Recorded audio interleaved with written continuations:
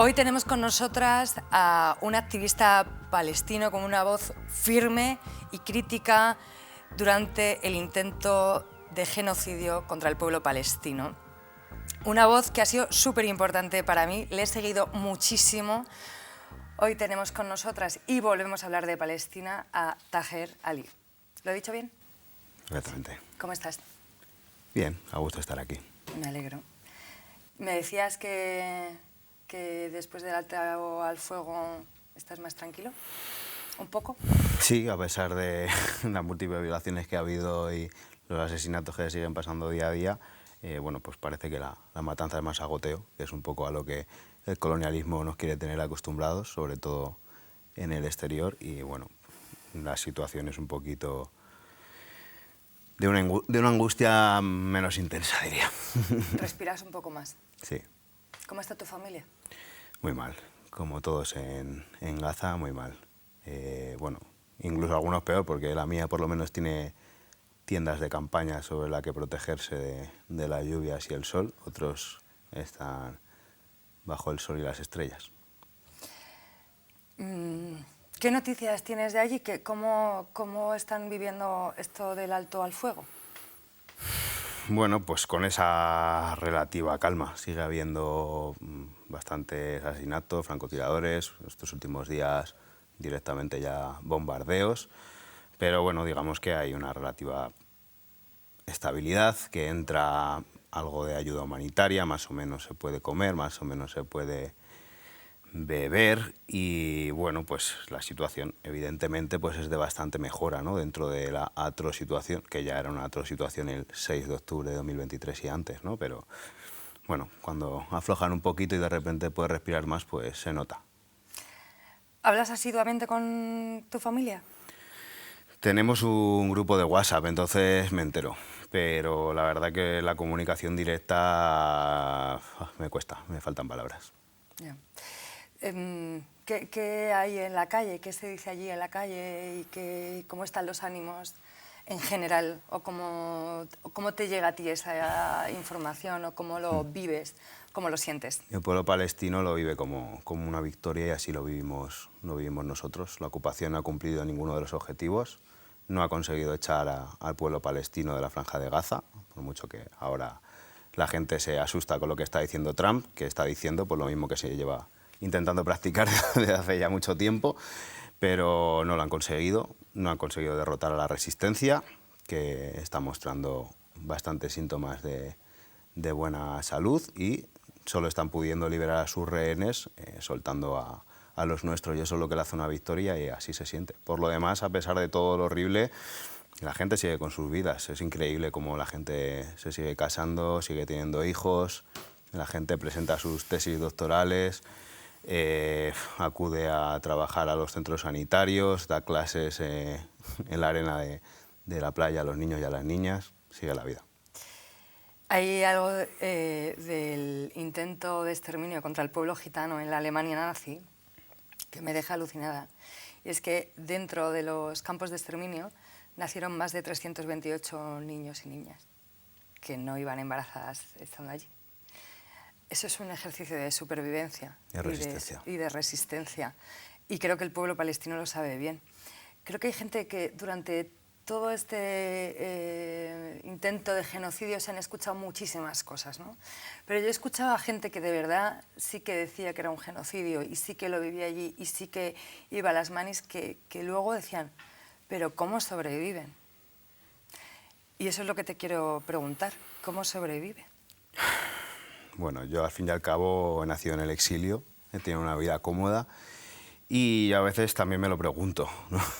Cuando veo a mi hija y me imagino cosas y pienso lo que están viviendo mis primos ahí, pues yo también me lo tiendo a preguntar, pero ¿cómo sobreviven?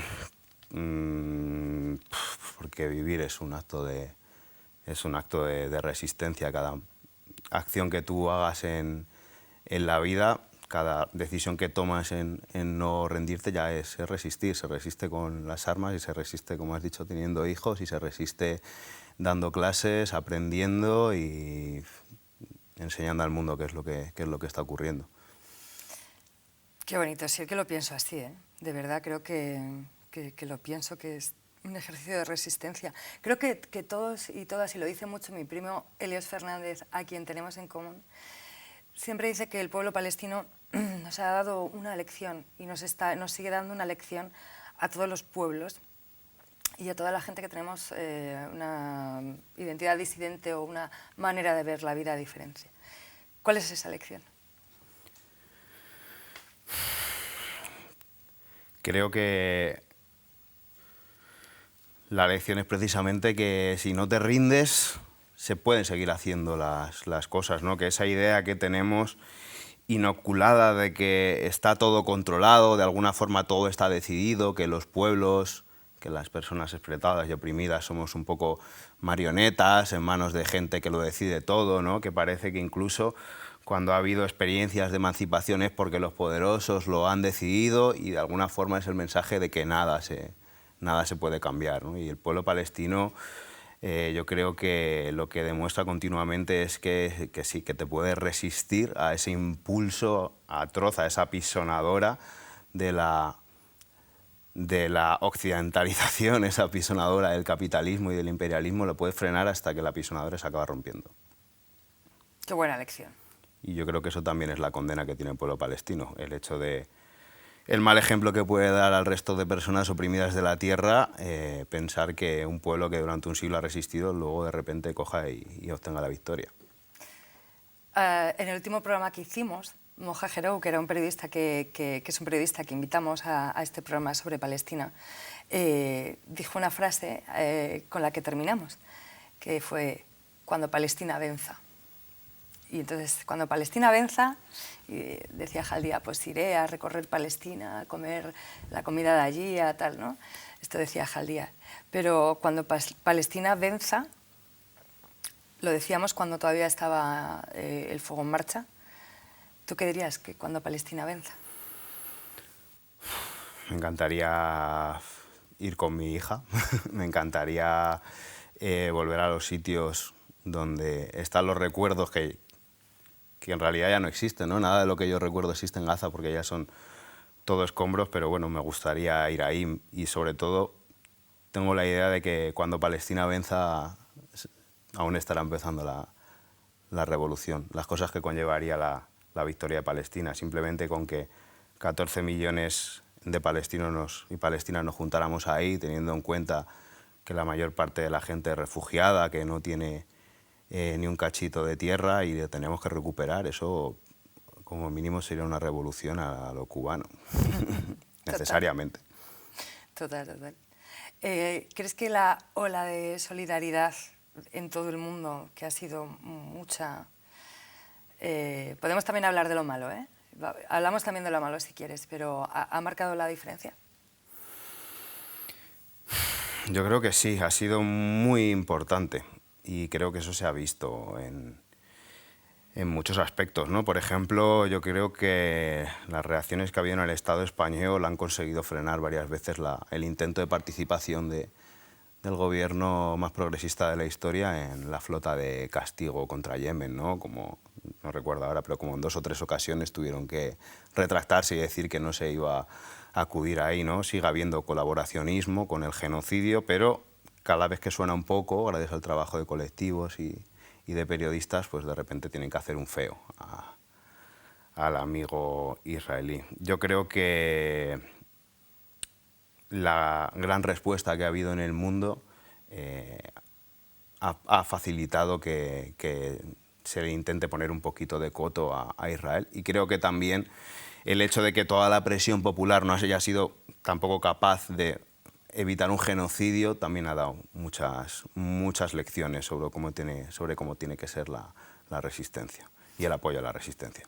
Ese trabajo de todas las manifestaciones que hemos visto ha sido un trabajo absolutamente, y estoy segurísima de esto, no sé si te lo afirmo, pero te lo pregunto también, de personas como tú, o sea, de gente palestina o con orígenes palestinos o Palestina en sí, trabajando desde fuera y desde allí en pleno genocidio. Sí. ¿Cómo se organiza esto? Bueno, en Palestina, bueno, es lo natural, ¿no? Porque son las fuerzas vivas que que son las que necesitan detener el genocidio en el exterior, bueno, yo creo que los palestinos y las palestinas hemos tenido un papel, en muchos casos muy destacado, sobre todo en aquellos sitios en los que nos han querido dar voz. Yo creo que gran parte de la movilización en Occidente no ha sido por personas palestinas, incluso ha sido un poquito manteniendo al margen hasta cierto punto a las personas palestinas. Esto, pues, como yo creo que también es natural por las propias dinámicas, natural o bueno, por las propias estructuras que hay ya creadas, pues cada uno se intenta arrimar las cuas a su sardina, ¿no?, que dicen. Y creo que las personas palestinas tampoco han tenido un poco el papel que se merecen. Y cuando hablo de personas palestinas no hablo de que genéticamente tú tengas que tener razón, ¿no?, sino me hablo de personas organizadas palestinas, militantes palestinas, organizaciones palestinas. No en todos los sitios se le ha dado el protagonismo que el internacionalismo merece.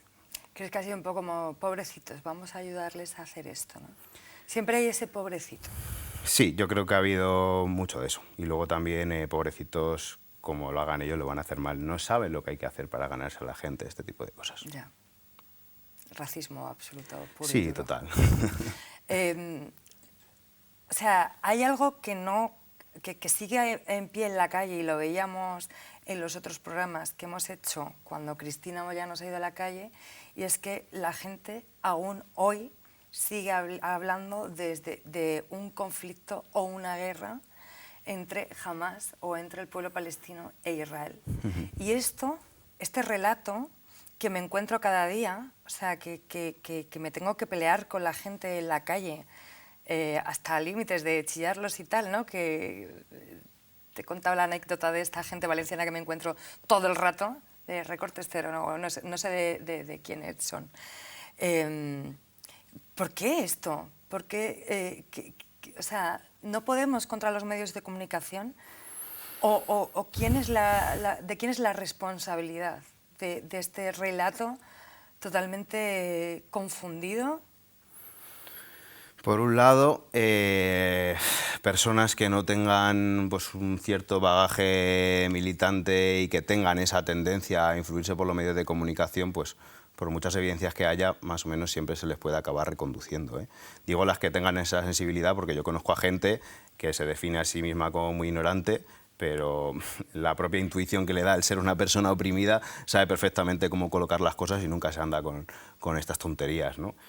Y luego hay otro problema más fuerte, que es en el campo de la izquierda, incluso en la izquierda, en algunos aspectos que se puede autopercibir como revolucionaria, que por la propia tradición que tiene eurocéntrica y occidentalista, pues es incapaz de entender el significado que tiene el colonialismo a la hora de analizar lo que está ocurriendo ahí, ¿no? Y la gente empieza a hacer un poco de juegos y, yo qué sé, yo he escuchado tonterías de todo tipo, en plan, pues es la burguesía palestina contra la burguesía israelí, controlando mercados y los obreros matándose entre ellos, ¿no?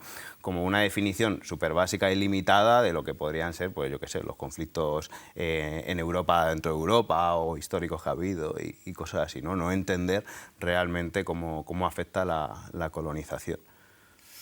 He escuchado también como desde la izquierda, ¿no?, mucha crítica a Palestina, sobre todo islamófoba. No sé si crítica o...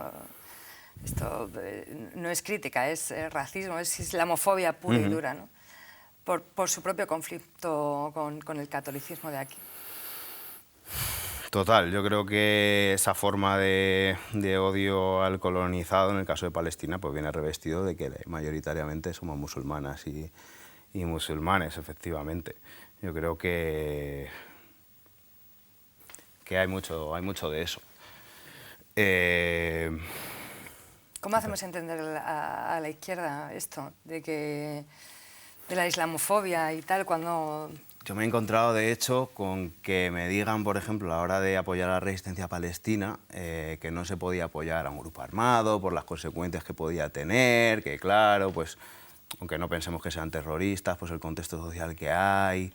Y luego, pues esa misma gente o esas mismas organizaciones, pues posan con banderas de las IPJ o cosas así, ¿no? Es como, ostras, pero no habíamos dicho que grupos armados no.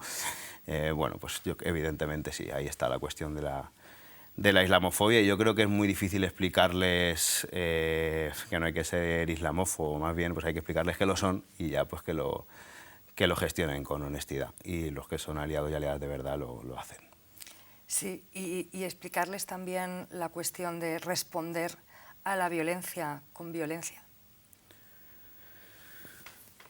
Eso me parece lo más básico del mundo, pero como vivimos en una especie de teatro para mantener el sistema en el que vivimos, ¿no? Condeno a la violencia, venga de donde venga, y esa gente no suele condenar la violencia de los policías en los desahucios o en las manifestaciones, o la violencia de que te exploten, o la violencia del racismo, o del sexismo, ¿no? Es evidente que la violencia contra la violencia, pero bueno, hay que sufrirlo un poco en las carnes de uno, yo creo, como para estar dispuesto a asumir la realidad. Creo que es un ejercicio de honestidad muy grande porque afecta a los cimientos de cómo tenemos un poco estructurado el orden de las cosas, sí. Y de la moral, ¿no? Total, Sí. de todo lo moral que tienes establecido y de todo ese pasado católico español que Sí, hay aquí, ¿no? Que toda a la esa... izquierda también nos afecta, ¿no?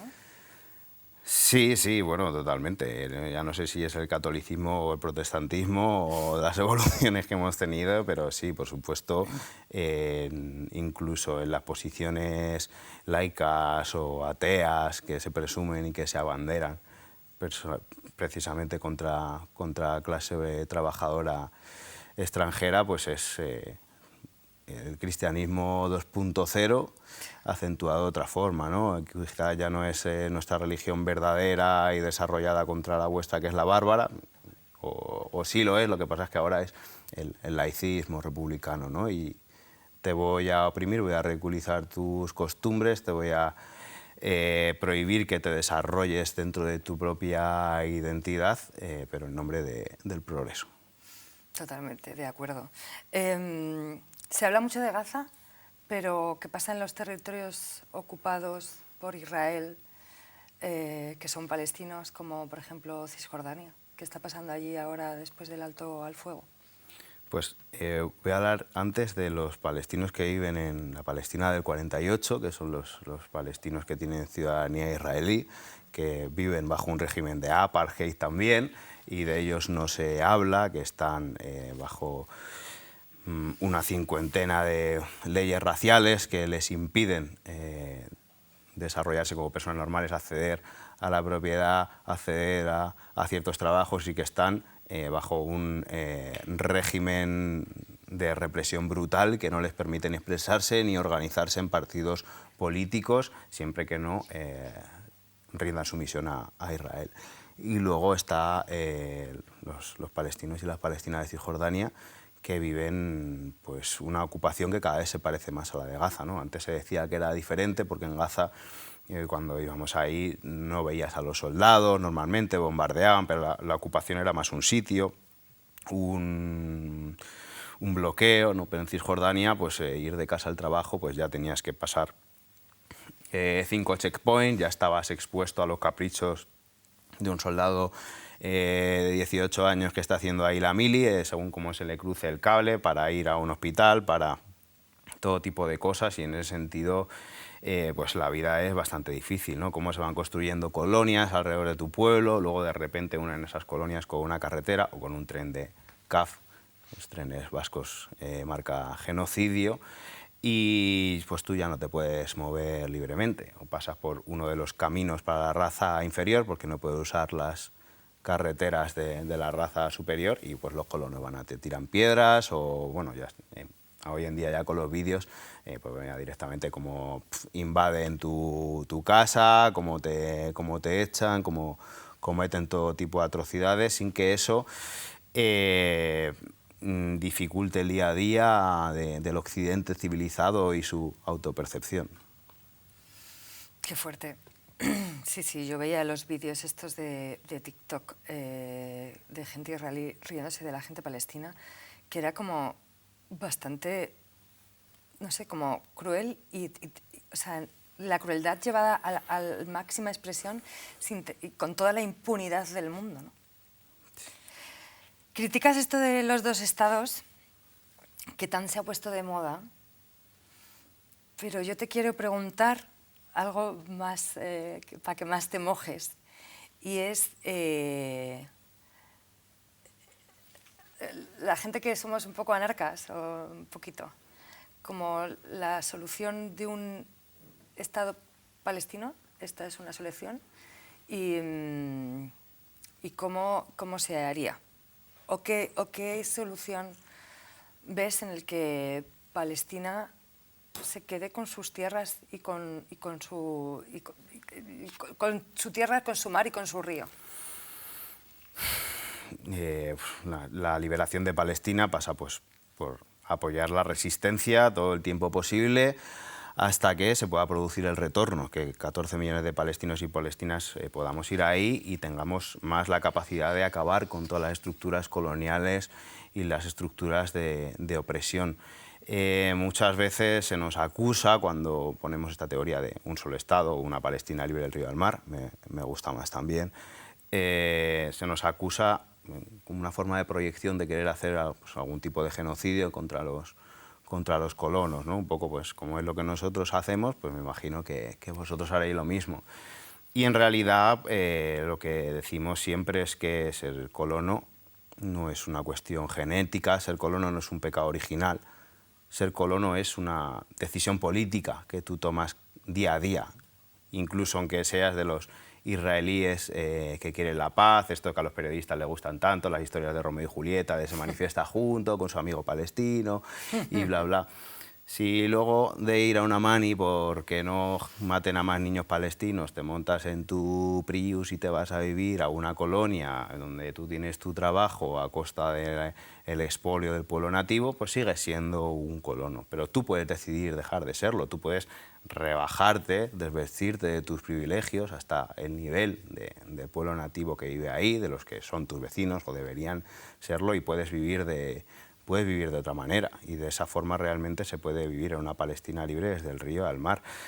No hay ningún tipo de problema con que seas musulmán, cristiano o judío. En Palestina siempre ha habido musulmanes, cristianos y también judíos. Tenemos a Nader Sadaka, por ejemplo, que es un judío nativo palestino, que tiene 6 cadenas perpetuas, lleva preso década y media, y que, por cierto, pues es posible que salga libre gracias a los intercambios de prisioneros. Y bueno, el ejemplo histórico de que esto es posible lo tenemos en Argelia.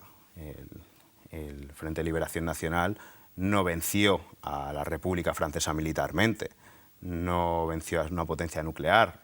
Los fedayines argelinos no llegaron a París, ¿no? aunque hubiera operaciones. Simplemente hicieron insostenible la colonización durante el tiempo suficiente para poder liberarse. Y una vez se rompen las estructuras de opresiones, cuando se inicia una posibilidad de emancipación, de justicia y de reparación. Y para ir un poquito más allá, ya que me has dicho que me mojes, un pueblo palestino libre tendría mucha lógica que se replanteara las fronteras del Sykes-Picot y que se planteara por qué se supone que somos un pueblo diferente a los libaneses o a los jordanos o a los sirios, ¿no? Y más allá, ¿no? Por lo menos en lo que es la nación árabe. Y además, otra cosa que yo creo que es importante, y ya que eres anarquista te gustará... No sé si lo soy gitana, para empezar, eso seguro. Bueno, un poquito a que la tratas de definir, ¿no? La propiedad de la tierra en Palestina es comunal originalmente, es la ocupación la que empieza con las inmatriculaciones, empieza con el Imperio Otomano, pero luego más tarde con la ocupación británica empiezan unos ciertos señores feudales y burgueses extranjeros a decir esto de aquí a aquí es mío, pero hasta entonces era el propio pueblo el que controlaba sus tierras, asambleariamente decidía cómo se cultivaban, esas tierras iban rotando, nadie acaparaba más de lo que pudiera cultivar. Seguramente en el siglo XXI pues haya que desarrollar un poco más las fuerzas productivas, pero sobre la base de que las tierras eran comunales y de que todo pertenecía al pueblo, seguro que puede salir un horizonte de emancipación. Eso sí que es un ejemplo. O sea, esta propuesta de vida que me estás contando y de organización de la vida es un ejemplo. O sea, lo creo. Quiero preguntarte por esto, por toda la cuestión internacional, de política internacional. De repente llega Trump y dice lo que todos ya sabíamos, pero ¿qué pasa con la ONU? ¿Sirve de algo? Te lo voy a preguntar todo junto. ¿Qué pasa con la Unión Europea y los gobiernos occidentales? ¿Qué papel han jugado? Porque sí, condenan todo el rato, en plan, sale un montón de veces Manu, no me acuerdo de su apellido, de Izquierda Unida, o de Sumar, creo, no lo sé. Sale Irene, sale no sé quién con la cufilla diciendo, oye, condenamos, tal, tal, tal. ¿Y qué? ¿De qué sirve? Porque yo lo veo y digo, sí, venga, hasta luego. ¿Y qué? ¿Después qué? Y Trump dice las mismas cosas que ya estabais diciendo los propios activistas palestinos, ¿no? Yo creo que vivimos en un momento, bueno, se dice mucho de agotamiento del sistema, pero el sistema luego, por más que se agota, sigue, ¿no? Pero sí que parece que se está retirando el velo, al menos. Cada vez tiene menos sentido intentar mantener esta presunción de la democracia, del orden basado en reglas, ¿no? Lo que está haciendo Trump, que escandaliza a las clases oligárquicas, sobre todo europeas, es que se está pasando de honesto, ¿no? Esas cosas se hacen pero no se dicen, ¿no? Encima las dice antes de hacerlas. Creo que, bueno, un poco seguramente, yo no soy un experto en geopolítica, pero igual lo que está precisamente haciendo es intentar dar la puntilla un poco a este orden internacional, evidenciar que las Naciones Unidas no sirven para nada, que la Corte Penal Internacional no sirve para nada, que cogen y sancionan incluso a funcionarios que no es que sean muy anti-israelíes ni muy antiamericanos, pero como simplemente no son seguidistas 100%, pues ya les intentan perjudicar en su vida profesional y personal. Yo creo que lo evidente es que, y lo digo como perteneciente a un pueblo colonizado, es que este mundo es perfectamente compatible con esto, que el genocidio palestino es la normalidad, es una constante histórica, ¿no? Como tú has revelado con el pueblo gitano en Alemania y, bueno, y en todas las partes de Europa, ¿no? Lo estamos viendo todavía ahora. No hay otra forma de funcionar de esta democracia liberal que no sea sobre la colonización, sobre el expolio, sobre el genocidio, ¿no? Hay que construir algo diferente para que sea diferente. Y por eso podemos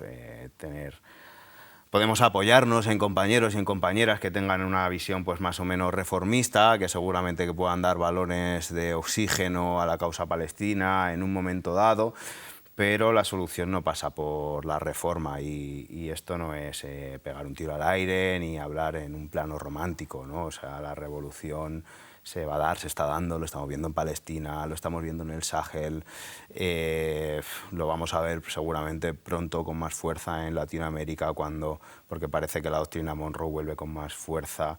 Lo veremos, va a haber sufrimiento. ¿Sirve de algo la denuncia de Sudáfrica? Yo creo que ha sido muy valiente, creo que sirve seguramente, bajo mi punto de vista de pesimista, para ver cómo se agota, ¿no? Cómo se agotan realmente las posibilidades, que no pasen por usar la fuerza contra la fuerza, pero bueno, creo que todos los frentes son importantes, todos son frentes de resistencia y ahí están haciendo uno y pues seguramente puedan complicar la existencia de Israel y a la ocupación, y creo que es por eso que hacen paripés cuando hay países y organizaciones que intentan contribuir a esto, ¿no? Yo creo que, bueno, que sí sirve, aunque solo sea pues para crear un marco sobre el que luego pues se pueda perseguir a los genocidas cuando se van de vacaciones por ahí, ¿no? Y se les pueda proceder penalmente. Pues el hecho de que haya un antecedente internacional, pues igual a los poderes judiciales de los diferentes países pues les anima, ¿no? A que estos genocidas por lo menos se lleven algún disgustillo. Bien, está bien. ¿Desde aquí ves el futuro? ¿Puedes hacer un pronóstico así de evidencia? En cuanto a Palestina, yo no veo el futuro, pero bueno, sí me parece bastante sensatos por las cosas que percibo y veo, los anuncios de que la ocupación israelí va a terminar, que el ente sionista está agotado ya simplemente por las propias dinámicas internas, ¿no? Lo enferma que está una sociedad colonial por dentro, las propias castas que tiene dentro, cómo se enfrentan entre ellas y que la hacen muy difícil de pervivir en el tiempo. Pero no soy tan optimista como para pensar que eso es la victoria de Palestina. Viendo pues, ejemplos históricos, cuando los vietnamitas echaron a los franceses, todavía les tocó la invasión norteamericana y seguramente pues, genocidios horribles por delante. Yo creo que Trump ha hecho la primera propuesta, el primer sondeo cuando ha hablado de anexionarse la Franja de Gaza, ¿no? Evidentemente pues, duró poco la estracanada, pero bueno, yo creo que puede ser un plan de futuro. La invasión directa cuando en la base militar que es Israel ya no pueda seguir existiendo. ¿Qué hacemos las modernitas? Porque las modernitas me refiero a mis amigas, a la gente de CGT, o sea, ¿qué hacemos? Porque hablamos de hacer boicot absolutamente a HP o a Carrefour. Y no sé si esto sirve, o sea, o como necesitamos todo el rato que estén los activistas palestinos diciendo que sí, que hacerlo, que no compréis, que no consumáis esto, que tal. Y aparte de esto, ¿qué hacemos? ¿Qué podemos hacer? Porque creo que la gente, como que sí, que somos muy críticas y estamos ahí en plan, sí, apoyamos, pero ¿qué hago? ¿Qué hago? ¿Qué quieres que haga? Sí, bueno, yo creo que el boicot es muy importante, sobre todo pues, cuando se fijan así objetivos, pues a Carrefour se le ha podido dar una buena leche, a Starbucks, a McDonald's, a Burger King, además son cosas que para la salud te va a venir muy bien que te quites.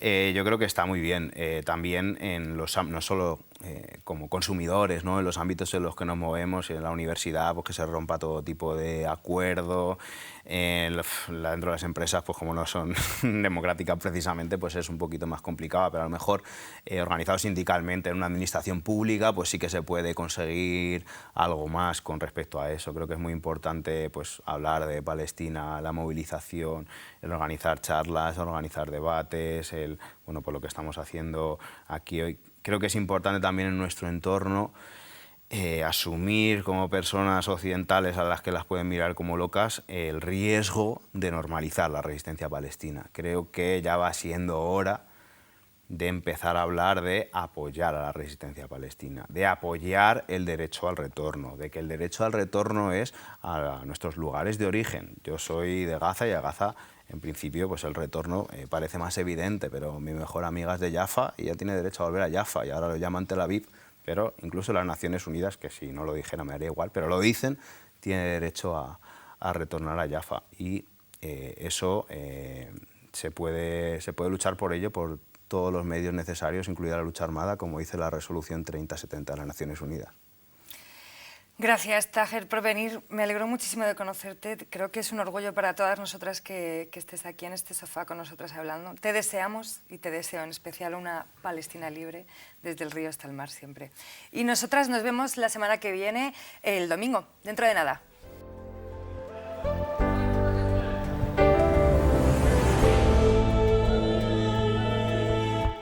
Se señala el trabajo de la explotación de los cuidados como eje de la violencia machista y patriarcal, porque los cuidados representan una tarea asociada a las mujeres y a las personas de identidades disidentes, desde la invisibilidad y la precariedad. Están cansadas de ser ignoradas y abandonadas por las instituciones y las empresas que se aprovechan de la vulnerabilidad, se sienten desamparadas y despreciadas, pero la determinación y la unidad se mantienen fuerte en la lucha por la justicia y la dignidad. Y no descansarán hasta que se les escuche y atiendan a sus demandas. Desde el SAD Sevilla apoyamos a todas las compañeras de atención domiciliaria de Madrid por su huelga indefinida. Mucho apoyo, mucha fuerza y mucha lucha. Alza la voz.